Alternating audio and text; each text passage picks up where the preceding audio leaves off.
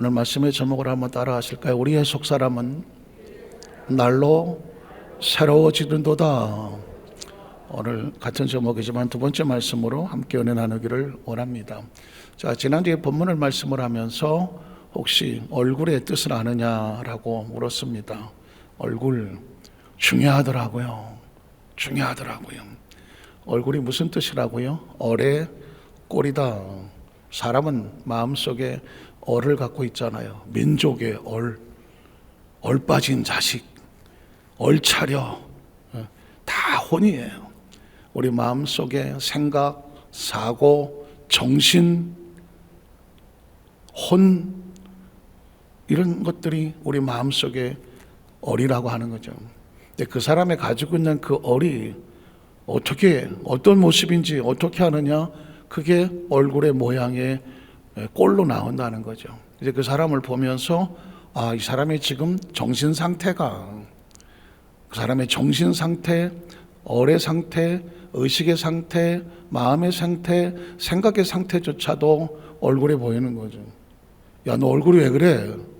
무슨 일 있어? 얼굴을 보면서 그 사람의 마음이 어떤 문제가 있는지를 알 수가 있는 거예요. 너 얼굴이 왜 그래?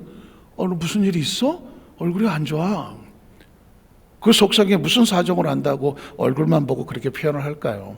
얼의 꼴이기 때문에 그렇죠. 야, 참 얼굴 좋은데? 뭐 좋은 일이 있나 봐. 얼굴 보기 좋네. 역시 얼의 꼴을 이야기하는 겁니다. 그러니까 겉모습이 아닌 속에 있는 생각, 사고, 정신, 마음, 어떤 상태, 속에 있는 상태가 겉으로 나오는 것을 얼굴 표정이다, 이렇게 표현을 하죠. 그러면 두 번째 질문은 뭐냐면, 우리 마음은 도대체 어떻게 이걸 생각하고 그리고 관리하고 어떻게 정해지는 걸까요? 사실은 심리학이라고 하는 것은 마음 상태를 연구하는 것인데, 이 심리학에 가장 깊이 연구하는 것이 불교 철학입니다. 사실은 불교는 종교가 아니고 철학인데, 그 불교 철학 가운데 가장 많이 쓰는 단어가 혹시 아십니까? 일체 유심조. 일체 유심조는 불교 책에서 나온 거예요. 오늘 혹시 기억하시겠지만 우리나라 신라시대에 아주 유명한 고승이 원효대사라는 사람이 있습니다. 이 사람이 우리나라 그 신라시대에 엄청난 영향을 불교 문화에 시켰는데, 그러다 보니까 배우고 싶은 사람이 또 배우러 간다고 당나라에 유학을 떠납니다. 불교 유학을 떠나는 거예요. 가서 더 많은 것을 배워와서 이 신라시대에 이 사람들을 불교로 좀 더 영향을 미치겠다고 하다가, 그 당시 무슨 차가 있습니까? 뭐가 있습니까? 어느 언덕 산을 넘어가다가 이제 날이 저물어서 옆에 마침 동굴이 있어서 동굴에 가서 하루 저녁을 자게 됩니다. 땀도 흘리고 막 너무 지치고 피곤한 상태에서 땀을 뻘뻘 흘리면서 시커먼 동굴에서 자다가 너무 더워서 깹니다. 목이 마르고. 그런데 마침 동굴 한쪽에서 쫄쫄쫄쫄 물이 떨어지는 소리가 나요. 와, 여기 물이 있나 봐. 강원도에서 군대생활 하시는 사람들은 혹시 아시겠지만, 산골에서 내려온 물은 우린 이렇게 얘기했어요. 야, 이거 산삼 썩은 물이다. 야, 더덕 썩은 물이다. 그래서 우리는 가다가 그냥 막 산골에, 저도 강원도 화천에서 군대생활을 좀 한 적이 있어갖고 그 깊은 산골에, 백암산 산골에 물만 있으면 갖다 마시고 했던 그런 기억이 나는데, 그래서 그 물 떨어지는 곳에 가갖고 야 하고 봤더니 마침 바가지가 있는 거예요. 바가지에 물이 고여 있어. 야, 이거 산삼 썩은 물이다. 이거 더덕 썩은, 얼마나 좋을까. 그냥 이 물을 펄컥 마셨어요. 시원하고 너무 갈증도 확 가시고 피로가 풀리는 것 같아요. 산삼 썩은 물이고 막 더덕이 막 썩은 물이니까 얼마나 그냥 시원하겠어. 그리고 잠을 푹 자고 아침에 눈을 떴어요. 그 물 생각이 나는 거예요. 어제 정말 꿀맛 같았던 그 물. 그래서 그 물소리가 나는 쪽으로 이렇게 가서 봤더니, 여러분이 생각하는 그거 맞아요. 그 바가지가 무슨 바가지예요? 해골 바가지였어. 어떤 사람이 아마 거기서 돌을 닦으시다가 돌아가셨는지 죽은 뼈다귀가 있고 해골이 있는 거예요. 그 해골에 물이 떨어져서 고여 있는 거였어. 맛있는 바가지에 산삼 썩고 더덕 썩은 물인 줄 알고 맛있게 먹었을 때는 그렇게 온몸에 피로가 다 풀렸는데, 이게 아침에 눈을 떠서 보니까 해골의 썩은 물이라고 생각하는 순간 으악 하고 어제 마셨던 것까지 다 토해버렸어. 어떻게 생각했어요? 썩은 물, 해골 썩은 물 생각만 해도 그게 막 진저리가 치고 막 구토를 하고 난리치다가 빵! 원이라는 사람이 깨달음을 얻습니다. 어제 바가지나 오늘 바가지나 똑같은 바가지인데, 어제 바가지는 물바가지라고 좋은 생각하고 오늘 보내니까 오늘 아침엔 해골바지라고 생각하고, 어제 그 썩은 물이나 지금 있는 물이나 똑같은 물인데도 뭐가 바뀌었어요? 내 마음이 바뀐 거야. 바가지는 그 바가지예요. 물도 그 물이라고요. 그런데 내가 산에서 내려온 시원한 생명수를 생각하고 좋은 그냥 무슨 박으로 만든 바가지를 했을 때는 전혀 거친 게 없었어요. 그런데 이게 해골바가지라고 생각하고 썩은 물이라고 생각을 하니까 고통스러워서 견딜 수가 없는 거예요. 뭐가 달라졌다고요? 내 마음의 상태가 달라진 거예요. 그래서 이 원효라는 사람이 무릎을 치면서 내가 당나라에 가서 뭐 유학을 해서 배워온들 내 마음의 상태가 올바르지 않으면 그게 무슨 의미가 있겠나. 그래서 당나라 유학을 포기하고 그가 그 깨달음을 가지고 화엄정을 만들고 불교 문화를 퍼뜨렸어요. 그때 했던 단어가 일체유심조. 인생의 모든 것들은 다 마음 먹기에 달렸다라는 이야기였습니다. 그래서 불교는 끊임없이 마음 연구를 해요. 그래서 소위 말하는 색즉시공, 보이는 것들은 다 허상이니까 허상 때문에 마음 속썩 끓이지 마라. 마음을 편하게 해라. 마음을 편하게 해라. 그래서 그 사람들이 불경을 내는 것 같아요. 그런 것 같더라고. 그러니까 왜냐하면 그 불경을 막 몇 시간씩 특히 목탁같이 다다다다닥 치고 있으면 딴 생각이 안 들어오잖아. 아마도 딴 생각 들어오지 말라고 불경을 그렇게 외우는 게 아닌가. 그 소리 듣고 나니까 갑자기 불경이 좀 가슴 아프고 처절하고 오죽하면 8만 대전경 8만 개를 만들어 놨겠어. 여러분 보십시오. 우리는 마음의 상태에 따라서 세상이 천국이 되기도 하고 마음의 상태에 따라서 지옥이 되기도 해요. 똑같은 건데 어떤 사람은 똑같은 세상을 보면서 행복하다고 말하고 어떤 사람은 똑같은 세상을 보면서 지옥 같다고 말해요. 인간을 움직이는 것은 그 마음의 상태라고 하면 크리스찬은 어때요? 크리스찬은 마음만 가지고는 안 돼요. 사실 크리스찬이 생각하는 마음은 마음 자체가 아니라 하나님의 영이에요. 성령이에요. 왜냐하면 내 마음은 나도 몰라요. 세상에 정말 믿을 수 없는 게 내 마음 아니에요. 마음은 마치 물그릇에 담긴 물과 같아서 흔드는 대로 흔든다고 그랬어요. 그러니까 그런 마음의 생각이 아니라 하나님의 성령께서 내 마음을 좌정하고 붙잡아 줬을 때 하나님의 영이 나를 붙잡을 때 비로소 내가 안전하게 생명을 지킬 수 있는 거예요. 그래서 여러분 잠언 4장 20절에 보면 생명의 근원이 어디서 나오느냐? 마음을 지킨 데서 나온다. 그래서 이 구절이 나오는 거예요. 자, 이 말씀이 오늘도 한 곳에 신방 가서 제가 이 말씀을 하면서 이 말씀을 가슴에 새기면 앞으로 우리의 미래의 운명을 바꿔놓을 거다. 어떤 상황 속에서도 그 생명을 지키며 살아갈 수 있는 놀라운 방법과 비결이 여기에 있다라고 했는데 기억하세요. 이 말씀을 성경 구절로 생각하지 마시고 이걸 내 삶에 아주 목숨 걸고 지켜야 될 아주 삶의 원칙이고 원리다. 기억하세요. 분명히 말씀을 드렸어요. 읽어볼까요? 내 아들아 내 말에 주의하며 내가 말하는 것에 내 귀를 기울여라. 자, 그것을 내 눈에서 떠나게 하지 마라. 왜냐하면 반드시 이것을 주목하고 새겨야 되고 내 마음속에 지켜놓아야 돼요. 다른 어떤 것들이 들어오지 못하도록 마음을 붙잡아야 돼. 그 다음 절에 보면 그것을 얻으면 뭐가 된다. 확실합니까? 여러분 생명에 관심이 있으세요? 생명을 지키기를 원하세요? 어떻게 되겠지 하고 막연하지 않으세요? 내 생명은 누구 거예요? 내 거예요. 하나님께서 생명을 주시고 그 생명을 지키고 경작하며 보호하라고 한 거예요. 에덴 동산은 밖에 있지 않아요. 에덴 동산은 여기 있다고요. 한번 따라하세요. 에덴 동산은 내 안에 있습니다. 내 안에 하나님과 나와 온전한 관계를 유지하고 살아야 마음의 평안이 있는 거예요. 이 안에 다른 거 집어넣고 마귀가 말하고 선악과 따먹고 내가 하고 싶은 대로 하면 에덴을 상실해버리면 마음은 더 이상 평안하지 않아요. 그래서 본 육체에 얻는 자에게 생명이 되고 육체의 건강은 어디서 오냐면 마음에 생명이 있을 때 비로소 육체도 건강한 거예요. 아무리 몸을 여기저기 수술해 놓고 다 하더라도 마음이 썩고 마음이 상하고 마음이 아프면 또다시 육체는 힘들어요.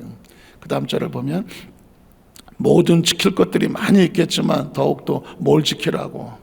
마음을 지키래요. 이 이야기는 불교에도 했다고 말하잖아요. 일체 유심조야. 당신의 마음을 어떻게 먹냐에 따라서 세상이 달라진다고 그랬더니 성경은 똑같이 하는 겁니다. 네 마음을 똑바로 지키지 않냐면 네 생명도 위험해.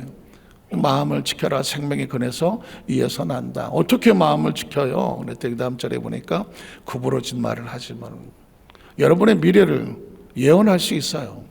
여러분도 하실 수 있어요. 예언의 은사 따로 있나요? 어떤 사람의 미래를 예언할 수 있어요. 왜? 그 사람의 말을 들어보면 알아요. 그 사람의 말이 구부러진 말이면 그 인생은 반드시 구부러져요. 그 인생이 막 파괴적인 말을 하잖아요. 그 사람 얼마 안 돼서 파괴돼요. 죽고 모든 게 원망불평하잖아요. 가만 내버려 두세요. 알아서 다 없어져요. 마치 만개와 같아요. 왜냐하면 내 입의 말로 내가 얽혔고 사람은 그 말을 심은 대로 돼요. 그래서 성경은 철저하게 네가 생명을 지키고 싶으면 뭐부터 지켜라? 네 말부터 지키라고 하는 거예요. 사람의 말은 씨앗과 같아서 말이 씨가 된다 기억하시죠? 사람의 말은 씨앗과 같아서 심은 대로 돼요. 그거 심어놓고 도망갈 수 없어요. 왜냐하면 내가 심은 건 내가 거둬요.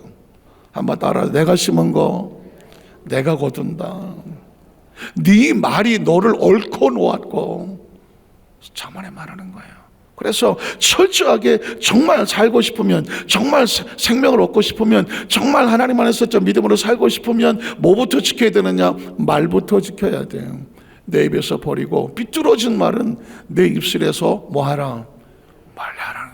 습관적으로 원망하고 불평하고 비판하고 디스하고 서로 비판하고 정죄하고 욕하고 파괴적이고 부정적이고 원망한 말은 이게 다 쏟아놓으면 이건 양자역학에도 말이에요. 이건 에너지거든요. 말은 에너지예요. 말은 에너지입니다. 그 에너지는 절대로 불변의 법칙으로 없어지지 않아요. 가는 말이 고하여 오는 말이 온다 하는 것처럼 네 말이 심은 대로 된다고 하는 성경은 철저하게 영적이에요. 그래서 저와 여러분의 미래를 스스로 예언하신다고 어떻게 될까? 내가 무슨 말을 하고 사는지 들어보세요. 녹음을 하고 하루 오면 녹음을 해보세요. 난 하루 종일 무슨 말을 했나? 그 말대로 되는 거예요. 그래서 성경은 말합니다. 내 입에서 구부러진 말을 버리고 삐뚤한 말을 내 입에서 멀리해라. 또 내 눈은 바로 보며. 기억하십시오. 미래는 우리가 뭘 보느냐에 따라서 미래가 결정돼요. 기억하시죠? 공자도 그런 말을 했어요. 견물생심. 견물 사자성어도 있고 비례물시했습니다. 조금만 사람의 미래를 생각하는 철학자들이나 어떤 생각을 하는 사람들은 사람은 자기가 보는 대로 되더만. 그래서 비례물시, 얘가 아니면 보지 마라. 이 공자는 전국을 중국을 떠돌아다니면서 비례물시고 비례물청이다. 절대로 얘가 아니면 보지 마라. 얘가 아니면 듣지 마라. 왜냐하면 예의에 벗어난 걸 보면 너도 예의에 벗어나고, 예의에 벗어난 소리를 들으면 너도 예의를 벗어나는 아나무인이 되고 만다. 짐승처럼 전락한다. 그리고 견물생심의 사람은 시각화에 의해서 뭔가를 바라보면 그게 마음이 생겨요. 견물생심, 마음은 어떻게 생기느냐? 어떤 것을 봄으로 인하여 마음이 생겨. 그래서 철저하게 눈에 보는 걸 가려야 돼. 네 눈꺼풀로 내 앞을 곧게 살펴서 봐야 될 것과 보지 말아야 될 것을 어떻게 철저하게 구분을 해야 돼. 보지 말아야 될 것 잔뜩 보고 난 다음에 그건 남이 한 게 아니에요. 내 스스로 나를 그렇게 만든 거예요. 그 다음 절에 보면 네 발이 행할 길을 평탄하게 하라. 내가 가는 곳을 어디로 가야 될지를 철저하게 위치 선정을 잘해야 돼. 한번 따라 하실게요. 복 있는 사람은 위치 선정을 잘하는 사람입니다. 시편 1편 기억하시잖아요. 복 있는 사람, 오만한 자, 죄인, 그리고 하나님 없다고 하는 모래게 하는 자, 교만한 자 아니잖아요. 시냇가에 심은 나무는 위치 선정을 잘한 거예요. 나무가 다 나무가 아니에요. 나무라고 다 열매 맺지 않아요. 나무라고 다 무성하지 않아요. 시냇가에 심겨지지 않은 나무는 그 사막에 심겨진 나무는 형체도 모르고 살아남지도 못하더만. 기억하세요. 복 있는 사람은 위치 선정을 잘하는 거예요. 그래서 발에 행할 것을 평탄하게 하고 어디를 가더라도 든든하고 안전할 수 있는 그 위치를 잡아라. 그래야 생명이 평안해진다는 거죠. 그래서 불교에서는 마음 철학이지만 기독교에서 그리스도인들은 철저하게 성령 신학이에요. 우린 믿음으로 우리 마음속에 흔들리는 마음을 믿는 게 아니라 철저하게 우리를 붙잡으신 하나님의 성령이 우리 마음을 붙잡아 주시옵소서.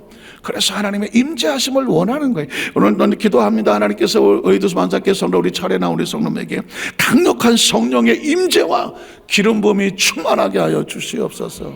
흔들리는 내 마음을 붙잡을 수 있는 건 다른 어떤 게 아니 지식이 아니에요. 어떤 무슨 철학도 아니고 원리도 아니에요. 성령님만이 우리 마음을 붙잡을 수 있습니다. 성령으로 사는 사람을 그래서 속사람이라고 말해요. 오늘 첫 번째로 우리의 소망은 겉사람이 아닌 속사람에게 있다. 고린도서 4장 16절을 보면 그러므로 우리가 낙심하지 아니하노니 우리의 겉사람은 육체예요. 육체로 살아가는 거예요. 주민등록 남바대로 있는 육체의 육체는 세월이 지나갈수록 어때요? 점점 낡아져 가죠. 이건 어쩔 수 없어요. 세월 앞에 장사 없다고. 물론 지금 시대에는 예전 시대보다는 훨씬 건강하죠. 한 70대도 뭐 팔팔한데 75세까지 노인도 아니라고 그래요. 장년 이렇게 얘기하잖아요. 예전에 60만 대도 관감 할아버지 이랬는데요. 그러나 그럼에도 불구하고 육체는 영원하지 않아요. 그러므로 낙심하지 우리의 겉사람은 낡아지나 우리의 속사람은 날로 새로워진다. 여기서 말하는 속사람은 육이 아닌 하나님의 성령으로 거듭나서 영적인 자녀인 것이죠. 우리는 철저하게 영과 육의 삶, 속사람과 겉사람 사이에 살아요. 제가 여러분에게 간절하게 말하는 것은 그리스도인들이 교회 다니고 신앙생활하고 직분도 있고 잘 예수 믿는 것 같은데 아직도 겉사람에 속해 산다면 매일 가슴 아프고 힘들고 속상하고 기분 나쁘고 승질나고 짜증나고 이거 다 겉사람이 하는 거예요. 속사람은 철저하게 성령님 내 안에 계신 성령님, 내 속에 계신 성령님, 나를 통해 일하시는 성령님, 성령님께서 뭐라고 말씀하시는지, 성령님이 기뻐하시는지, 성령님께서 슬퍼하시는지, 성령님께서 원하시는지, 성령님께서 가길 원하시는지, 성령님과 동행하는 사람을 영적인 사람이라고 말해요. 그걸 속사람이라고 말한다. 그러니까 성령과 동행하는 내 속사람은 날로 어떻게 돼요? 새로워지죠. 7절로 10절에 보면, 그 다음 절에 보면 7절로 10절에 보면 이렇게 나와요. 우리가 이 보배를 질그릇 하셨다. 보배는 하나님의 그리스도의 복음으로 영적인 존재예요. 질그릇은 육체를 말하는 거예요. 겉의 모습은 똑같지만 그 속에 하나님의 성령을 모시고는 영적인 보배를 가지고 있는지. 그래서 심히 큰 능력은 어디에 있어요? 우리의 속사람을 통제하시는 하나님께 있고 우리 육체에 있지 아니함을 알게 하려 하십니다. 자, 우리가 사방으로 우겨쌈을 당하여 이 땅의 삶을 살면서 봄, 여름, 가을, 겨울 안 겪는 사람이 있어요? 다 봄, 여름, 가을 겪어요. 우리가 봄, 여름, 가을, 겨울을 대한민국에 태어난 사람은 피할 수 없어요. 그래서 사방으로 우겨쌈을 당할 수 있어요. 그러나 쌓이지 않는 것은 우리 속에 하나님의 영으로 살아간 사람은 봄이라고 실망하고 봄이라고 여름, 가을, 겨울에 계절에 따라서 마음이 변하지 않아요. 몸으로 사는 사람은 봄은 따뜻하다, 여름은 덥다, 가을은 좋은데 겨울 이거 추워. 세상에 계절에 따라 움직이죠. 그리고 영으로 사는 사람은 봄은 봄대로 감사하고 여름은 여름대로 감사하고 가을은 가을대로 감사하고 겨울은 겨울대로 감사해. 다 모든 것이 하나님의 축복입니다. 믿으십니까? 이게 영으로 사는 사람과 육으로 사는 사람 달라요. 가만히 보세요. 이 사람이 늘 마음속에 성령과 함께 기쁨과 감사로 늘 살아가면서 얼굴에 오래 꼴이 평안한지, 아니면 좀 괜찮다가 봄이면 좀 괜찮은 것 같다가 또 여름이라고 힘들다고 육신의 감정과 기분으로 왔다 갔다 하는지, 영적인 사람인지 겉사람인지 속사람 살아간지는 우리가 알 수 있죠. 여기서 말하는 것은 답답한 일을 당하여도 낙심하지 않는다. 왜? 육신은 답답한 일을 당한다고 할지라도 우리의 속은 하나님의 영은 그 상황 속에도 합력하여 선을 이루어 주신 줄로 습니다. 이걸 믿는 사람들이 영으로 사는 사람이죠. 박해를 받아 버림받아야 수많은 초대교회 크리스천들이 왜 박해를 받아도 주저앉지 않았어요. 그들은 철저하게 역사하신 예수님을 믿고 그 안에 성령님과 동행했기 때문이죠. 거꾸로 처박아 놓아도 꿈쩍하지 않아요. 왜 그랬을까요? 그 속에서 넘어지지 않냐고 믿음으로 올라오는 영의 사람이기 때문에. 영적인 사람은 세상이 무너뜨릴 수가 없어요. 우리가 항상 예수의 죽음을 몸에 짊어졌다, 예수 죽음 내 죽음, 예수 부활 내 부활 해서 내가 새로운 하나님의 자녀된 것을 믿는 사람은 예수의 생명이 또한 우리 몸에 나타나게 한다. 내가 예수를 믿는 것으로 인하여 시련과 핍박과 어려움을 당한다고 할지라도 나를 통한 하나님의 영광이 나타난다면 기꺼이 그 고난의 십자가를 언덕으로 올라가는 사람을 세상이 어떻게 그 사람을 굴복시키겠냐고요. 기억하십시오. 신앙생활하다가 또는 사명과 직분을 감당하다가 어렵고 힘든 일을 만나더라도 이게 하나님의 영광이면 기꺼이 도전하고 그 길 걸어가게 되시기를 주의 이름으로 축복합니다. 그게 우리의 삶의 목적이에요. 우리 아까 우리 오지연 자매가 기도하는데 제가 잠깐 들으니까 정당하지 않고 힘들고 어려운 어떤 부분에 대해서 크리스찬으로서 단호하게 거절할 수 있는, 맞아요? 단호하게 거절할 수 있는 그런 지혜와 용기와 힘을 달라고 기도하더라고. 이게 크리스찬인 거예요. 하나님, 세상 사람 다 저쪽으로 밀려가는데 우리도 그냥 같이 따라서 가요가 아니라 모든 사람이 밀려가고 있을 때 저거 아니다고 생각하면 단호하게 버티고 뒤로 돌아설 수 있는 힘을 주시옵소서. 이게 크리스찬이라니까. 우리 교회에 희망이 있는 건 이런 청년들이 버티겠다고, 모두가 막 휩쓸려 갈 때도 아니라고 버티겠다고 꿋꿋이 그 자리를 지키는 거. 그 버티려면 남들 가는 거 다 따라가려면 뭐 그게 편해요. 뭐 누가 모르는 사람도 없고 그냥 가면 돼. 그런데 아니라고 버텨봐. 손가락질 안 하겠어? 네가 뭔데? 너 혼자 잘났어? 아이고 뭐 그렇게 살면 뭐가 나오냐? 버티게 해달라고. 그 버티고 계십니까? 정말 하나님 말씀 안에서 버티고 계십니까? 버틸 수 있는 걸 영성이라고 말해. 이 겉사람은 속은 그냥 다 좋은 게 좋은 거야. 휩쓸려 가. 그러나 영으로 살아가는 속사람은 버팁니다. 제가 아까 피투성이라도 살아남으라, 버텨야 돼요. 죄라부터 버티고, 세상에 어떤 세상과 타협하는 것부터 버티고, 세상에 어떤 조리와 문화 속에서 아닌 거에 대해서는 철저하게 버티고 살아남는 우리 여덟만자께 성도들 되시기를 주의 이름으로 축복합니다. 지난주에 미국 뉴욕을 갈 때 사실은 이건 거꾸로 육이 가기 싫었어. 장시간 비행기 타는 것도 힘들고 2주 동안 육이 생각하니까 힘들고 어렵더라고요. 저 뭐 조심스럽죠. 미국에서 선교사하면서 비행기를 너무 많이 탔어요. 그래서 비행기 타는 게 힘들어. 육신도 본능적으로. 그런데 영적으로 생각하면 뭐가 있어. 그런데 그 육을 밟고 영이 가야 돼. 그래 육신을 생각하면 힘든데 막. 그런데 이 육을 밟고 영이, 오죽하면 제가 이스타 그 미국 단기 비자 신청하는 거 그거 해놓고 하도 안 나오길래 주여 안 나오게 해주시옵소서. 그렇게 하려고 그러다 말았어. 왜냐하면 단기 비자가 안 나오면 목사님 이 단기 비자가 이스타가 안 돼갖고 제가 못 가. 이건 합법적이거든. 다른 건 핑계를 댈 수가 없어. 그 교회는 지금 신년 축복생회를 한다고 광고하고 다 기다리고 있는데 이거 뭐 어떡하지. 그래 한 4주인가 3, 4주 있다가 나오더라고. 어쩔 수 없구나. 제가 포기하고 가서. 그 교회의 피투성이로 20년 동안 지어놓은 교회에 25,000평 땅에 1,300명이 달라붙었다가 20년 동안 교회 짓느라고 법적 문제가 나오고 치고받고 싸우고 성도들끼리 싸우고 뭐 건축위원장에 6번이나 박히고 막 그침하다가 20년 만에 교회를 지은 동안에 말씀드렸잖아요. 1,300명 중에서 1,000명이 나갔어.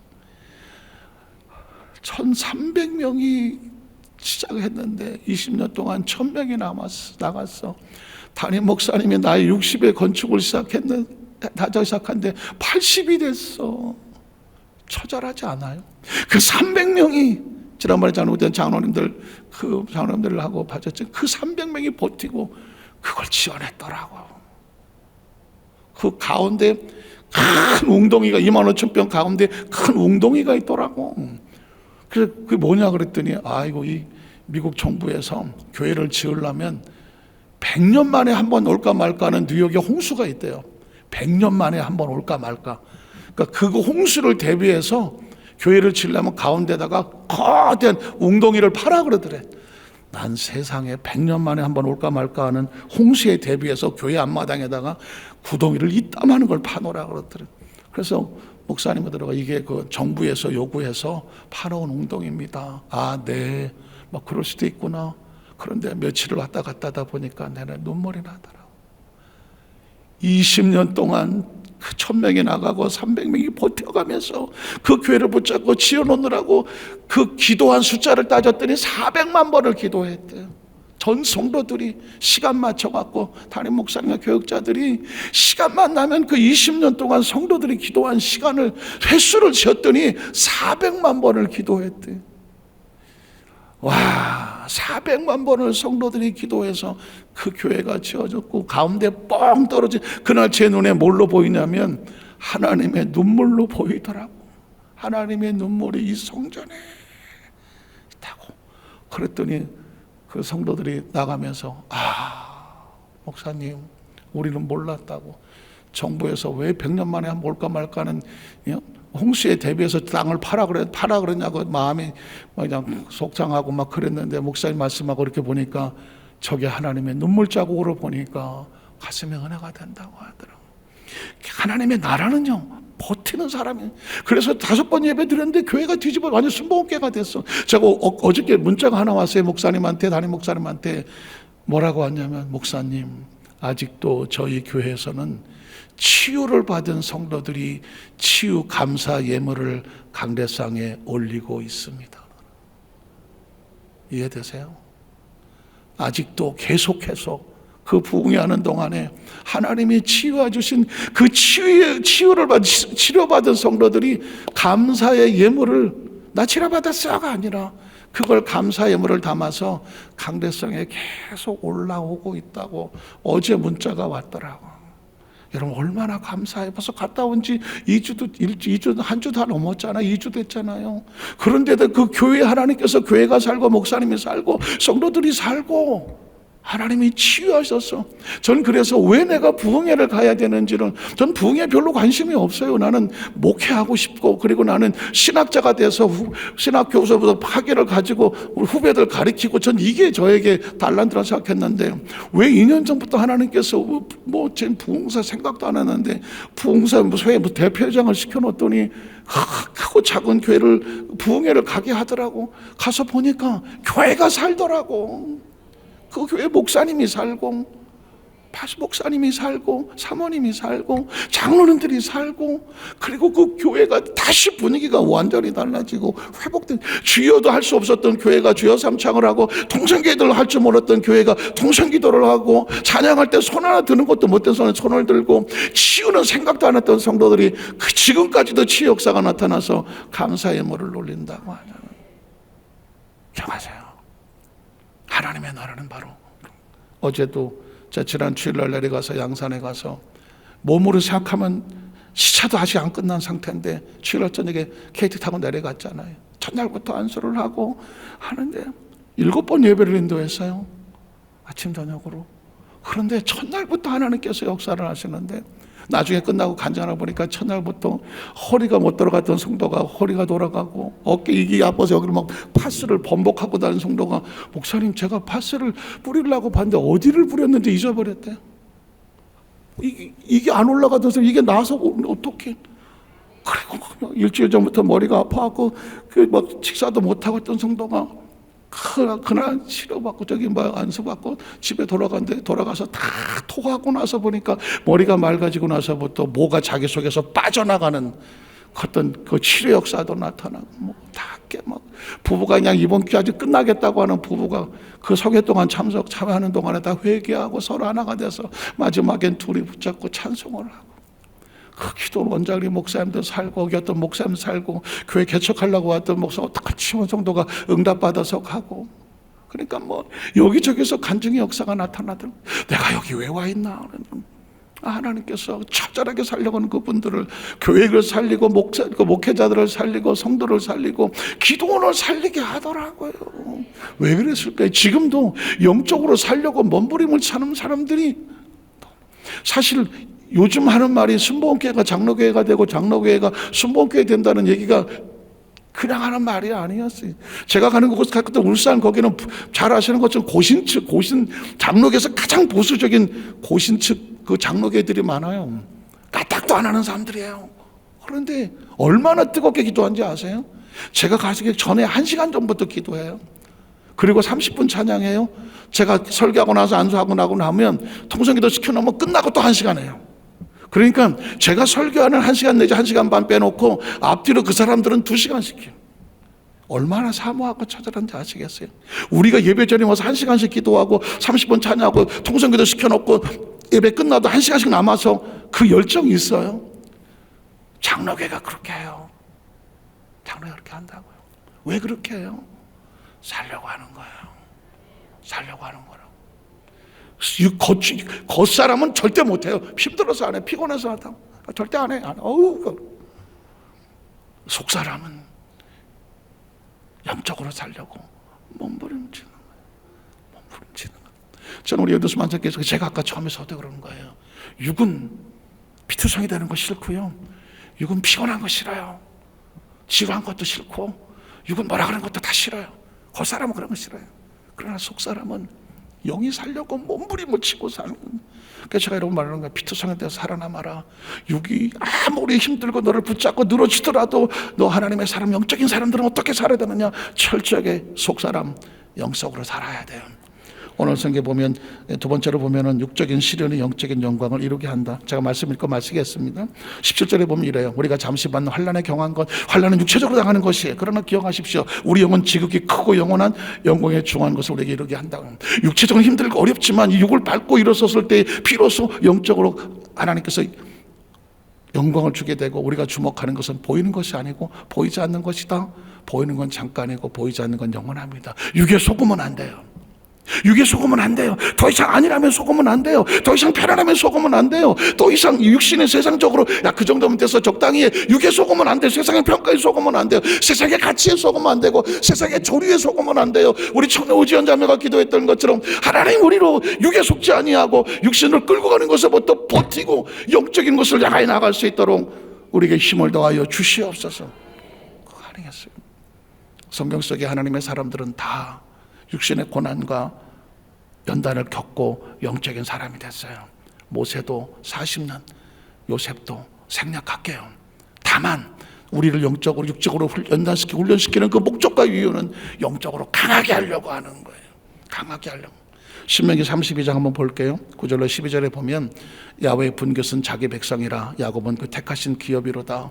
야훼께서 그를 황무지에서 짐승이 부르짖는 광야에서 만나, 육신이 힘들고 어려운 그 외로운 곳에서 만나, 그러나 거기서 호위하시며 보호하시며 자기 눈동자같이 지키셨도다. 기억하십시오.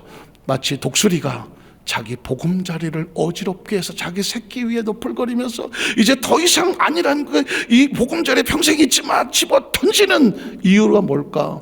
그의 날개를 펴서 새끼를 받으며 그의 날개에 그것을 얻는 것 같이 야훼께서 홀로 그를 인도하셨고 그와 함께한 다른 신이 없었다. 이스라엘 백성을 광야에다 집어 던지는 것은 독수리가 자기 새끼를 집어 던지는 것처럼 했었지만 홀로 둔 것 같았지 않으면 어떻게 홀로 두지 않았다. 그들로 하여금 두 날개를 펴고 날을 수 있는 강자를 만들기 위해서 광야를 통과시켰다는 거죠. 제가 영상을 한번 만들어 봤어요. 네. 독수리 자기 새끼를 던지는 것을 보여줘, 만들어줘 했어요. 만들었어요.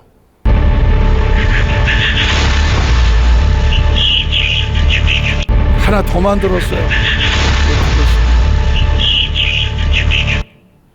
요건 하나 갖고 2개 만든 거죠. 또 하나 보여줄게요. 방향을 바꿔서 이제는 방향이 바뀌었어요. 집어서 발로 밀었어요. 다시 집어서 발로 걷어찼어요. 하나 더 있어요. 네. 5초짜리라서 너무 아쉬워서 지금. 네. 이제는 올라탔어요. 집어서 던져버렸어요. 두 발로. 다시 집어서 던져버렸어요. 조금씩 발전하고 있어요. 여보세요. 최근에 제가 들었던 글귀 하나가 있어요. 하나님께서 우리를 절벽으로 집어 던지실 때 나는 내 옆구리에 날개가 있는 걸 알았다.